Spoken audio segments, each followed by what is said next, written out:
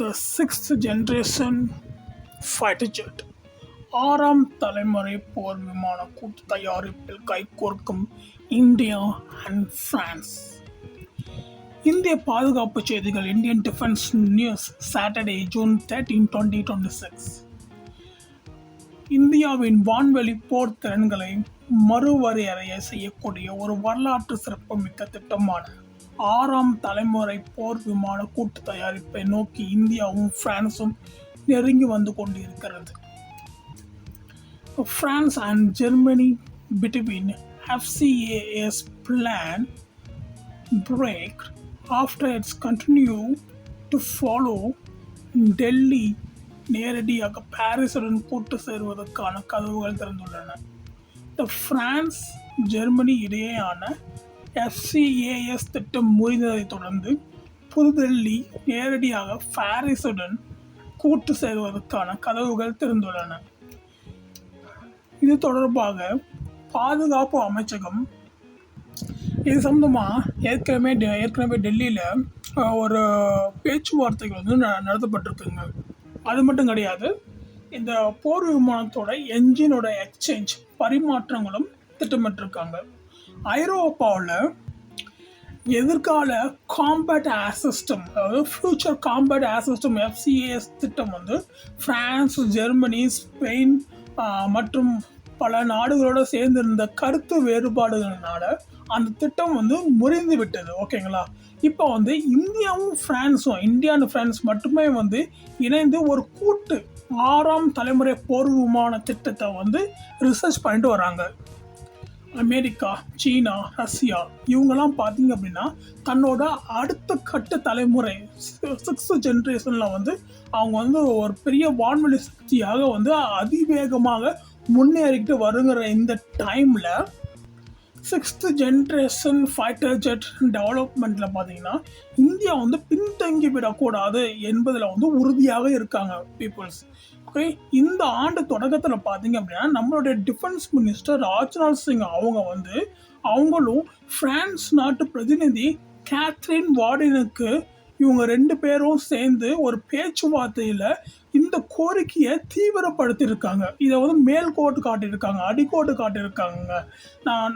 இதில் என்ன அடிக்கோல் காட்டியிருக்காங்க அப்படின்னா, வான்வெளியில் இந்தியாவின் மிக துணிச்சலான நடவடிக்கையை மேம்படுத்தக்கூடும் அப்படின்னு சொல்லப்படுதுங்க. 2017ஆம் ஆண்டில் பார்த்தீங்க அப்படின்னா தொடங்கப்பட்ட FCAS முன்முயற்சியானது ஒட்டுமொத்த ஐரோப்பாவுக்குமான ஒரு 6ஆம் தலைமுறை போர் விமானத்தை வந்து வழங்குறதுக்காக வந்து ஒரு எய்மாக, ஒரு கோலாக, ஒரு அப்ஜெக்டிவாக, ஒரு இலக்காக நிர்ணயித்து செயல்பட்டுட்டு வந்திருக்காங்க.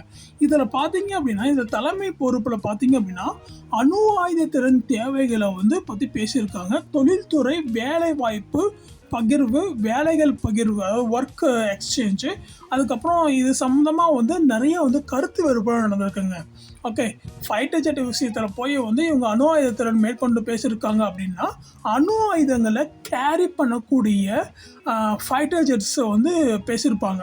அது சம்மந்தப்பட்ட டெக்னாலஜி மற்றும் வேலைப்பாடுகளை வந்து எக்ஸ்சேஞ்ச் பண்ணுறது சம்மந்தமாக பேசியிருக்காங்க. அதில் ஏற்பட்ட கருத்து வேறுபாடு காரணமாக அந்த திட்டம் வந்து முறிவடைந்தது அப்படின்னு சொல்லப்படுது. ஓகேங்களா? 2017 இப்போ 2026 கணக்கு பண்ணுங்க, 9 வருஷமாக வந்து ஒரு பிளான் பண்ணிட்டு இருக்காங்க. அந்த பிளான் வந்து இந்த 9 இயர்ஸில் வந்து கருத்து வேறுபாடு காரணமாக முடிவடைந்து விட்டுது அப்படின்னு சொல்லப்பட்டிருக்கு. சரி ஓகே இந்த கூட்டமைப்பு நாடுகள் வந்து ஜெர்மனி, ஸ்பெயின், பிரான்ஸ், இந்தியா போன்ற ஐரோப்பிய நாடுகள், இந்தியா போன்ற ஆசிய நாடுகள் இந்த கூட்டமைப்பில் பார்த்தீங்க அப்படின்னா நிறைய கருத்து வேறுபாடு காரணமாக திட்டம் வந்து தோல்வியில் முடிஞ்சிருச்சு. இவங்க திட்டம் தோல்வியில் முடிஞ்சிச்சுன்னா ஒவ்வொருத்தரும் ஒவ்வொரு டேரக்ஷனில் போவாங்க இல்லையா?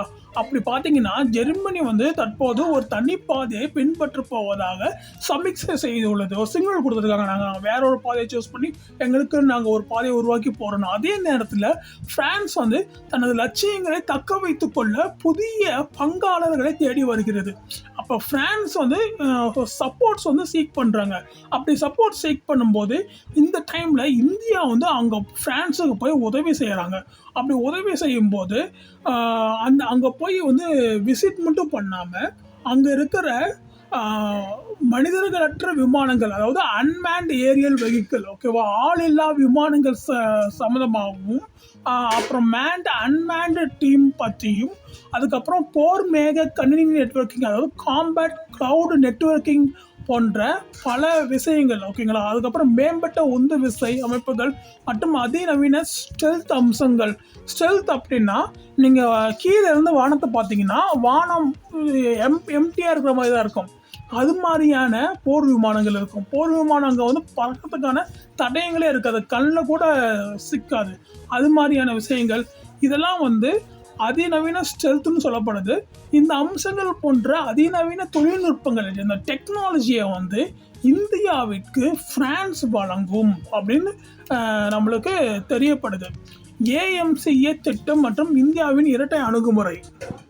ஏற்கனவே ஒரு கூட்டம் கூடியாச்சு. அந்த கூட்டம் 9 இயர்ஸில் ஃபெயிலியர் ஆகிடுச்சு.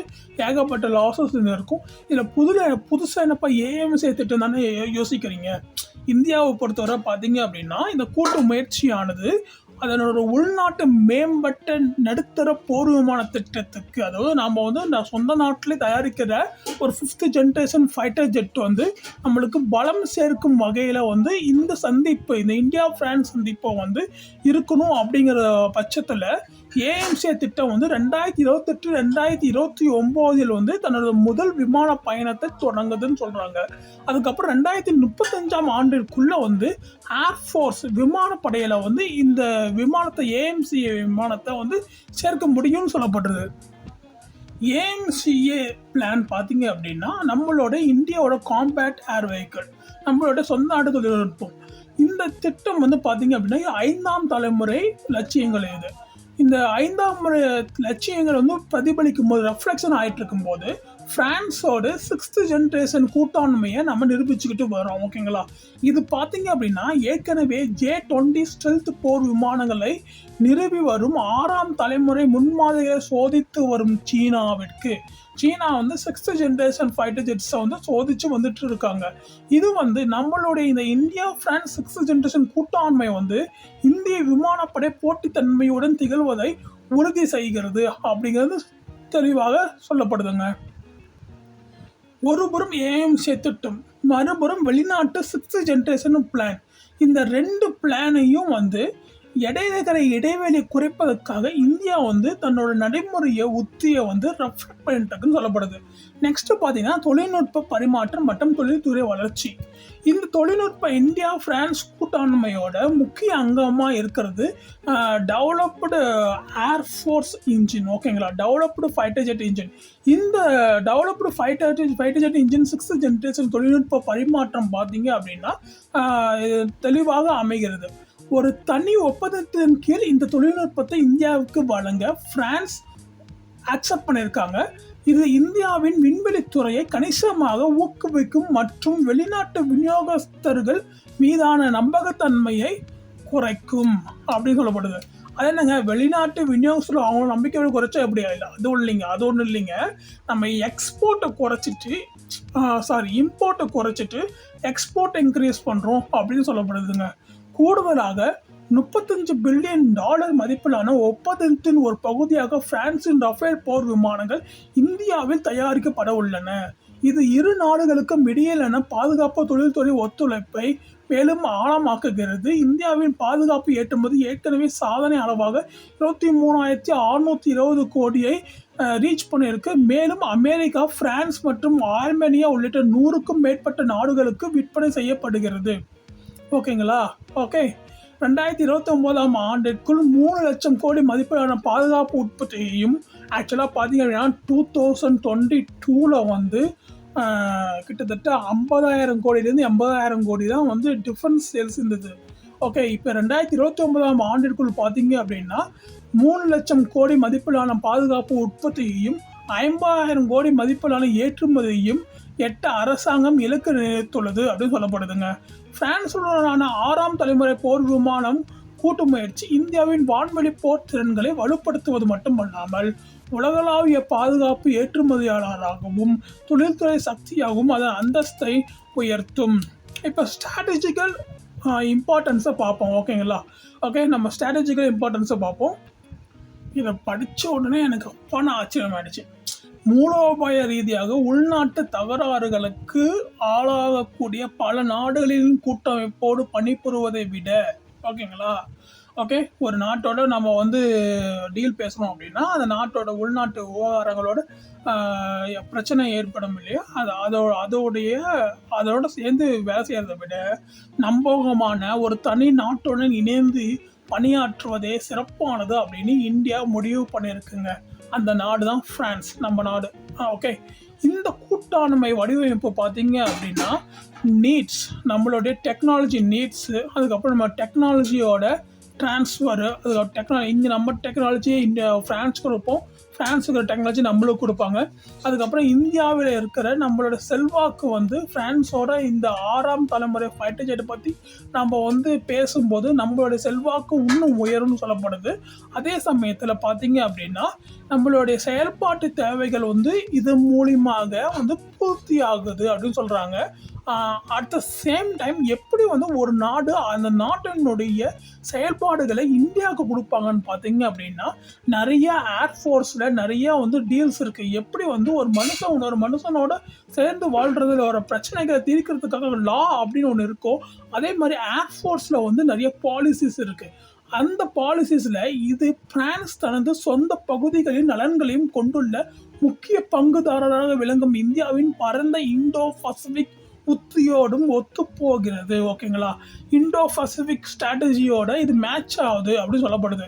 அப்படி சொல்லப்படும் போது இந்த பேச்சுவார்த்தைகளை வந்து இறுதி முடிவுகள் இன்னும் இறுதி செய்யப்பட வேண்டியிருந்தாலும் இதற்கான சாத்தியக்கூறுகள் மிகவும் அதிகம் அப்படின்னு சொல்லப்படுது. ஓகே, இது வெற்றிகரமாக அமையும் பட்சத்தில் இந்தியா பிரான்ஸ் 6ஆம் தலைமுறை போர் விமான திட்டம் இந்தியாவின் விமானப்படை தொழில்துறை மற்றும் ஸ்ட்ராட்டஜிக்கல் பொசிஷன் ஒரு மாபெரும் பாய்ச்சலாக இருக்கும்னு சொல்லப்படுதுங்க. ஓகேவா, ஓகே, இதனால் வந்து நம்மளுக்கு ஏகப்பட்ட அட்வான்டேஜ். இந்தியா அண்ட் ஃப்ரான்ஸோட கூட்டாண்மையில் வந்து பார்த்தீங்க அப்படின்னா நம்மளோட தொழில்துறையும் ஃப்ரான்ஸோட தொழில்துறையும் எக்ஸ்சேஞ்ச் ஆகுது. ஓகே, இதனால் நம்மளோட 5th ஜென்ரேஷன் ஃபைட்டர் ஜெட்டோட முடிவு காலம் வந்து ரொம்ப க்ளோஸர் ஆக போகுது.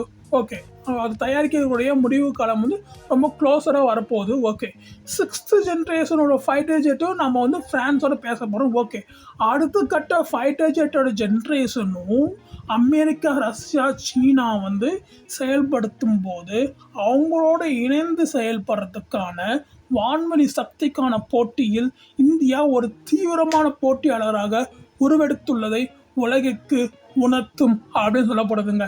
உங்களுக்கு இந்த வீடியோ பிடிச்சிருந்துச்சு அப்படின்னா லைக் பண்ணுங்கள், ஷேர் பண்ணுங்கள், சப்ஸ்கிரைப் பண்ணுங்கள், மறக்காமல் பெல் ஐக்கானை கிளிக் பண்ணுங்கள். Okay, thank you.